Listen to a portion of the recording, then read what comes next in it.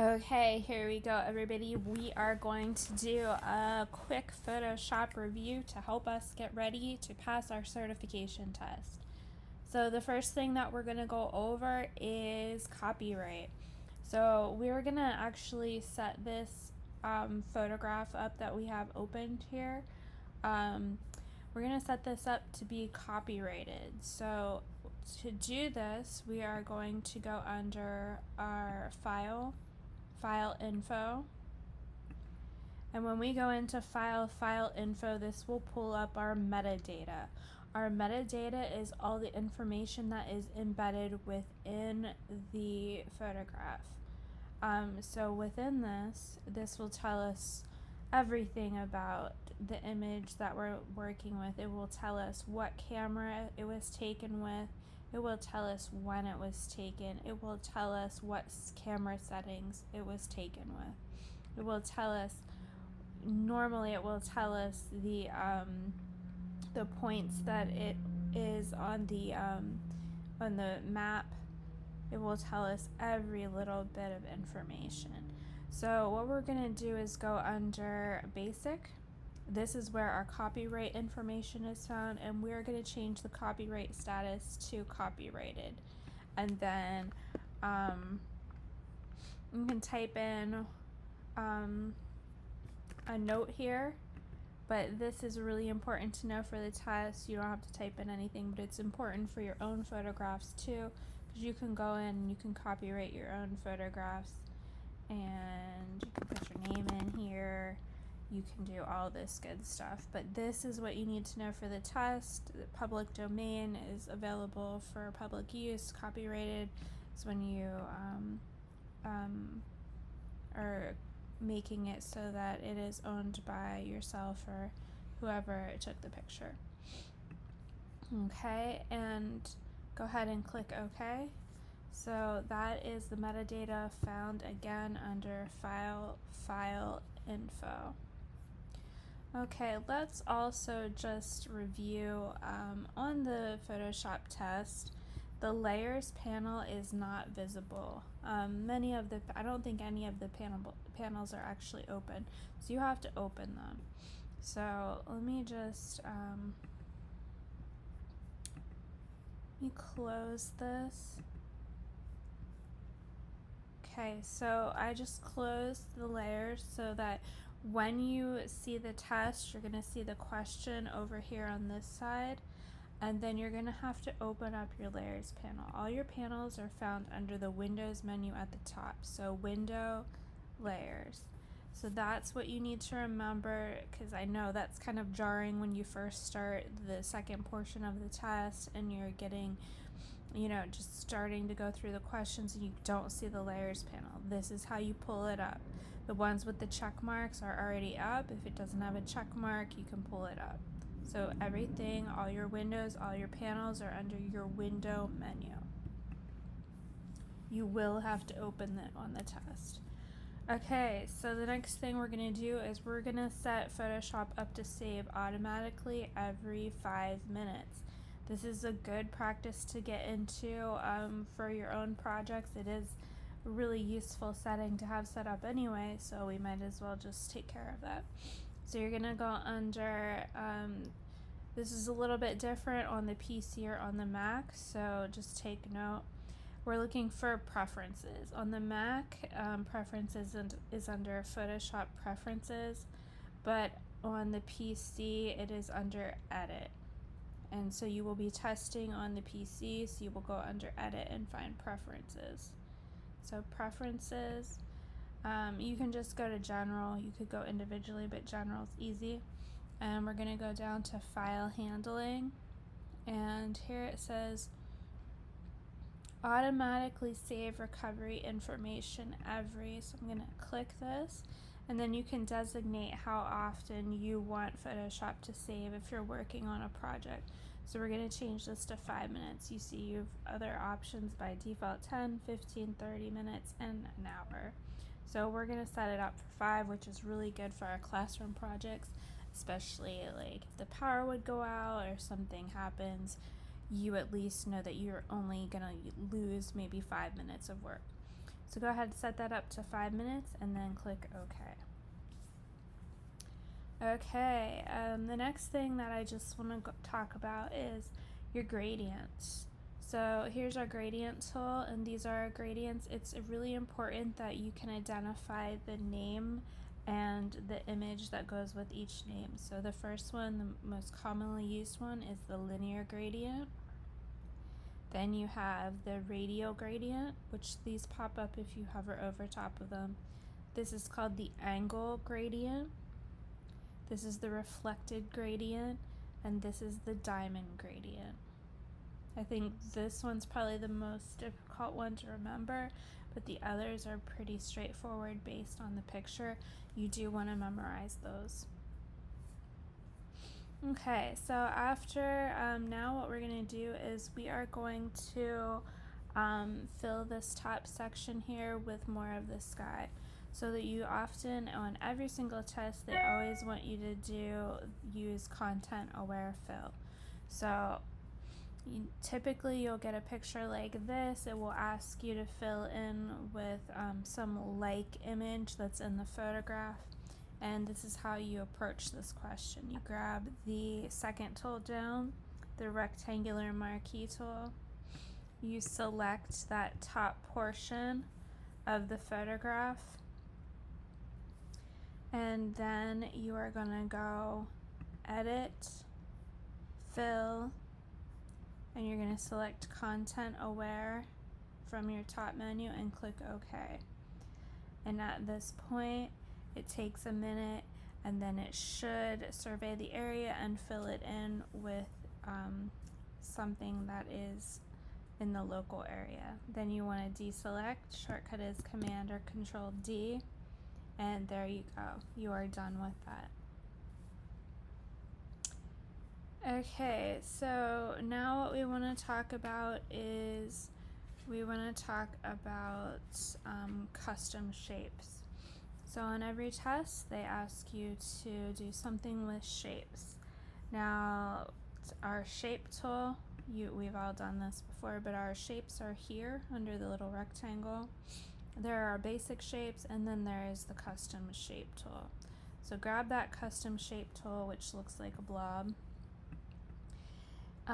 They give you different options for your custom shape tool that are defaults. There used to be a bunch more, but now we've got the leaf trees, the wild animals, the boats, and the flowers. So we're just gonna do a flower to practice. So choose a flower of your choice, and you can choose a color, but it doesn't really matter for this. Everybody's can be different. You're just gonna click and drag to make your shape. Every new shape forms a new layer. And you can control the size of the shape by typing the number actually up here in the options bar. You can add a stroke around the shape.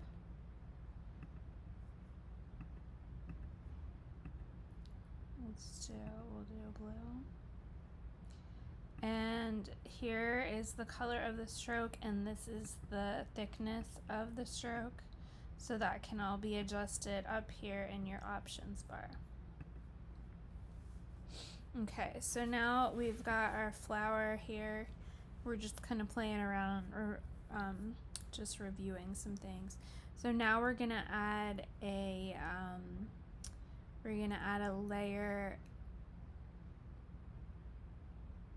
layer style.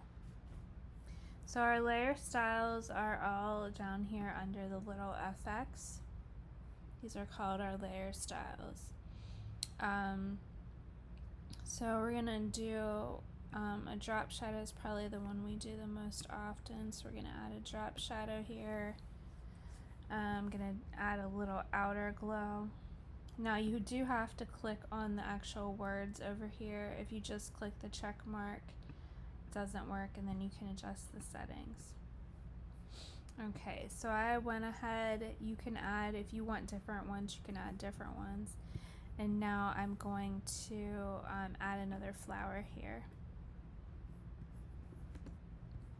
And I just hit return to commit my new flower. Now, a lot of times on the test, they're going to ask you to take layer styles that are on another layer and to copy them to a different layer. So in order to do that, what you're going to do is you're just going to right click on the layer that has the layer style that you want to copy, and then you're going to select copy layer style. Then you're going to click on the layer that you want to paste them to.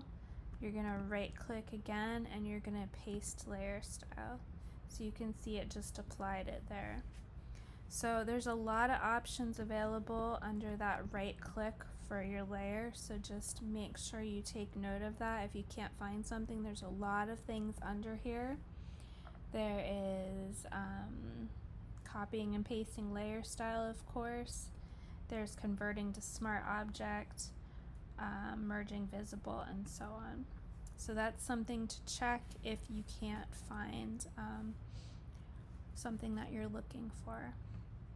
Okay, now what we're gonna do is we're gonna group these flower layers together. So when you're wanting to group layers together, you always want to select both of them. You can hold down Command or Control on the Mac or PC, or Shift also will work. I like to use Command because you can click on and off of the layers while you're holding down Command or Control. So you're going to select them, and then there's a few different ways that you can group something. You can click the folder down here to group. You can do layer, group layers, or you can do the right click and where is it? And group from layers. So those are the 3 easy ways to do it. So I'll just do it there, and we'll name this layer, this group, flowers. Okay. And so when you open up the group, you can see all the layers that are in the group. Take note that the eyeball is your visibility. You can turn it off for the whole layer or just for different layer styles. Now, something that I do want to go over is when you are if you are adjusting the opacity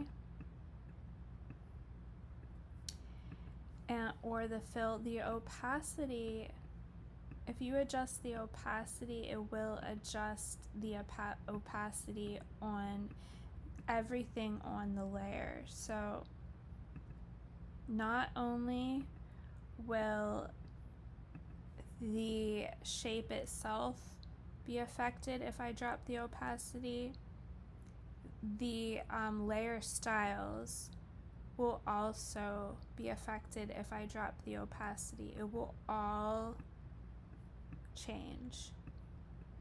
Now, if I change the fill,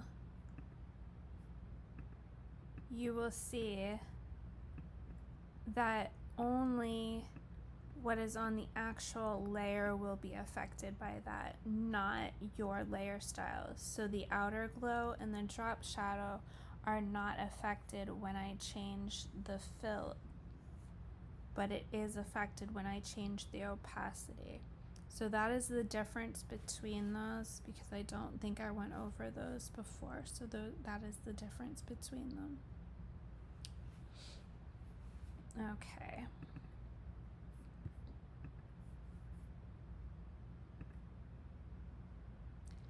Okay, now let's talk about changing our layer blending mode. So for the test, you will always need to change the layer blending mode or know how to. So the layer blending mode is right here at the top of the layer panel. go ahead and choose whichever one that you would like. Make sure that you've changed it to something. I have mine on darken. You can choose whichever you prefer.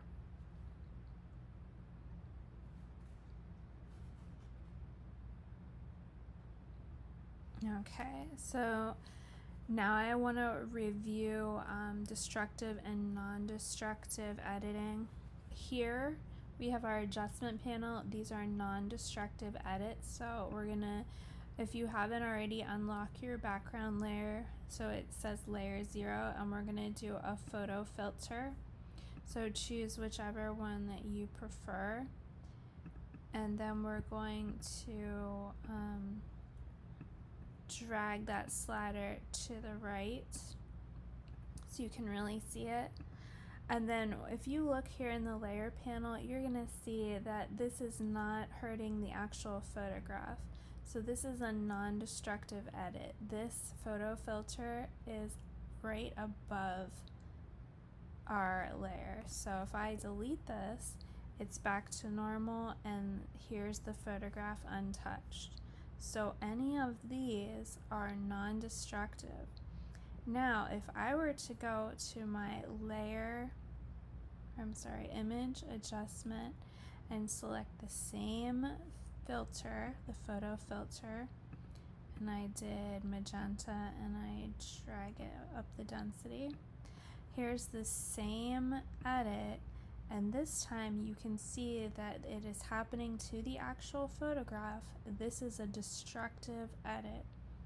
So if they're asking you to do something on the test destructively, you're gonna do it through the image adjustment and choose whichever one. But if you are doing it non-destructively, you are gonna use the adjustment panel over here. If the adjustment panel is not open, you're gonna go to Window, Adjustment, and you're going to open it. Now I'm gonna step back.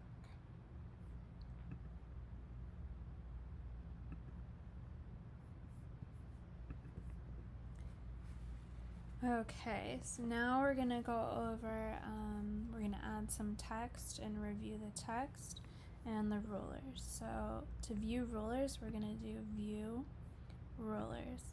Now to change, if we're not in pixels or we want to be in pixels or inches, to change your unit of measure, you can go under Photoshop Preferences, or you can double click on the ruler, and that will pull up your preferences, and you can change it from pixels to inches or whatever that it's asking you to change it to.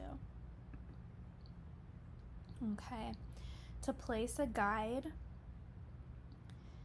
we're gonna put one right down here at 10 inches horizontal, so it will tell you on the test where to put it. And you're gonna do View, New Guide, and then our guide's gonna be horizontal, and it's gonna be 10 inches. Remember, guides are not permanent. They are simply there to help you arrange things, and then you can clear them. So this is going to help us type on the line and to keep it straight. So now we're going to pull up our character panel, Window, Character, and here it is, and we are going to be typing. So go ahead, we're going to use black, or if you want a different color, go ahead and do a different color, and whatever font you want. And now we're gonna just go ahead, select our horizontal type tool, and we're going to click on the line. Ooh, that's big. And we're gonna type airplane. Now you wanna shrink it down. If yours is huge, shrink it down so it fits on our project.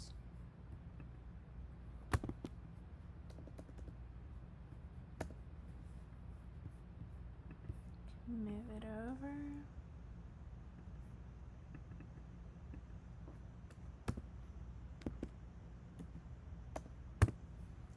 Okay. So now we want to talk about some of our settings here. Alright, this right here is our leading. This is going to change the spacing between lines of text. You need to know what that is, and you need to know which of these little settings is the leading. This one is probably the most common one, the most popular one. This is the tracking. This adjusts the spacing between a group of letters. And then this is kerning, and this adjusts the spacing between individual letters. Okay, so you just have to memorize, again, kerning, tracking, leading. You have to memorize those. Okay? Memorize which is which in here and the definitions. When you are working with text, always make sure that you hit the check mark or return or enter key to commit your changes. Okay, now we're gonna go back to our flowers. We're gonna go to our second shape, and we're going to use free transform. Now, free transform can be found under edit, free transform, or the shortcut is Command or Control T.